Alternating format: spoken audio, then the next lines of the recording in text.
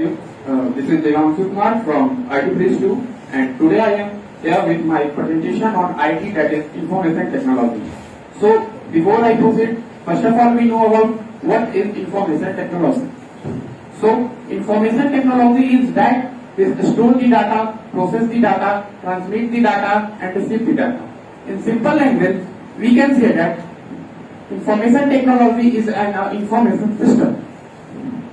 And if you talk about its parts, that a part of the IT, that internet, working, software, website, database, these all are the parts of our information technology.